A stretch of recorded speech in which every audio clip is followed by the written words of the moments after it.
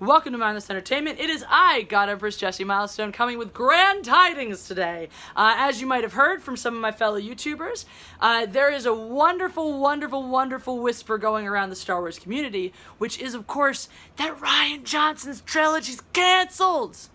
Now, I'm feeling stupid for not having put two and two together myself, because I was reading an article the other day about the Obi-Wan spinoff getting canceled. I didn't really put too much stock into it, because they talked about, oh, well, that was going to be on Tatooine, and then it was like, and, you know, we were going to explore all these other galaxies, and now that's not going to happen, because you fans, meh. And I should have put two and two together then, but Express, the UK website, did that for me, right? What was the only other idea being floated out there that involved other galaxies? All right! Rian Johnson's trilogy. I know everyone for a long time, like when the spinoffs were getting canceled and when things were tanking, still acted like somehow Rian Johnson's trilogy was this precious thing that was completely and totally untouchable. Dude, this thing's not even in development yet. He doesn't even have an idea as far as we know. There's nothing going on here. So yeah, that's gonna be the first thing to get hacked. Disney, as they've demonstrated, they care about their bottom line. They care about the dollar. That's what means most to the mouse. So when you look at that bottom line, all right, let's see. We let Rian Johnson make a movie. We just gave him free reign to go make a movie. And we all felt really good about it. So that's when we were like, yeah, that's when we greenlit him. We were like, yeah, go make some more movies. Totally, do it.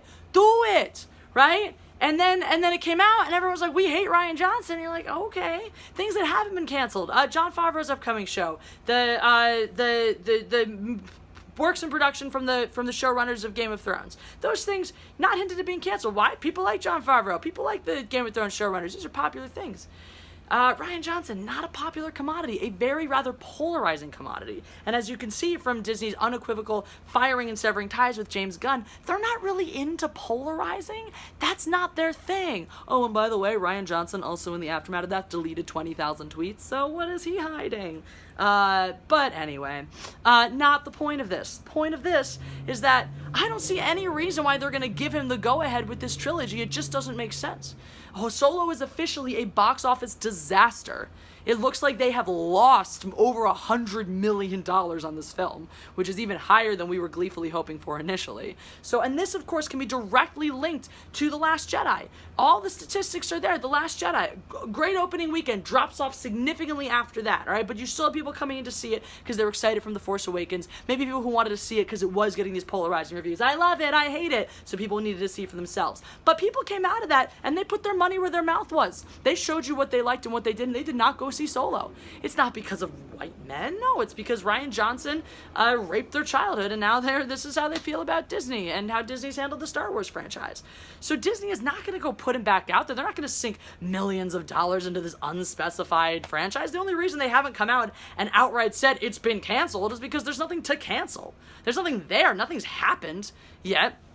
The wonderful thing, wonderful quote of Rian Johnson talking about it, being like, oh no, when we were wrapping on The Last Jedi, it was like the last week of senior year, everyone's cleaning out their lockers, and people being like, oh, how do we just make sure we get together and let the magic continue? Now, of course, this is high school in this metaphor, because we got lockers and stuff, which makes sense, because that's probably where Rian Johnson peaked. But in addition to that, think about that. Think back to your senior year, right? Think to your group of friends sitting around going, man, this was so amazing. We're all going to get back together like once a year and just do amazing things together and be amazing and just be so successful and stay in touch and see each other all the time. How often do you keep in touch with those friends, huh? How often do you have a full-on reunion? Nah, it's just talk. Right? Rian Johnson, as the weeks and days have gone on, has probably learned, just like you learn after graduation, that you can't get those days back. That happened, that time of your life is over, and you're never going to get it back. And just like he peaked in high school, Rian Johnson has peaked. He is now past his prime. He is now stale and washed up, and nobody wants him anymore. Go do brilliant things in some indie art house where all the people who are still sucking Disney's dick will go and then appreciate you. Because that's obviously the crowd you want to appeal to. We love everything Disney does, and all these weird independent things that Rian Johnson tells us is great, because we can't think for ourselves, so if he says it's good, it's good. But the reality is no. This Rian Johnson spinoff is never going to happen. If they have unequivocally halted plans on an Obi-Wan spinoff featuring Ewan McGregor, which, by the way, is the safest bet right now in the Star Wars universe, because let's face it, we may be disenfranchised, we may be disillusioned, most of us still kind of want to see Obi-Wan played by Ewan McGregor again. That was pretty great. Most of us kind of still had hope that there was a lot of there's a treasure trove of material in like a Tatooine movie set between Revenge of the Sith and A New Hope, which by the way is another hilarious thing that this article pointed out. I was like, this is how I know these writers are they got this one thing right, but in other ways abject morons, because they said something about like, they said that the Obi-Wan movie would be set on Tatooine, confirming that it's his home planet. Really? You just assumed that an Obi-Wan spinoff was going to be an origin story? No. We don't want to see Ewan McGregor age down to a child doing some nonsense thing like they did. And by the way, like, Obi-Wan origin story involves him training at the Jedi Academy on Coruscant, so it doesn't really matter where his home planet is. We're not going to watch, like, 5-year-old Obi-Wan discovering the Force for the first time. You morons. No, obviously it was going to be between episodes 3 and 4, so you're dumb. So obviously, in spite of this website's utter lack of sense and knowledge about Star Wars, in spite of what it thinks, they got this one thing right, and I said that because you can make this logical dance on your own, right? That was unequivocally stated. Oh, all these new galaxies we were going to explore is not happening now. That is the Rian Johnson trilogy, so rest assured, that nonsense ain't never seen the light of day. You'll be happy about that.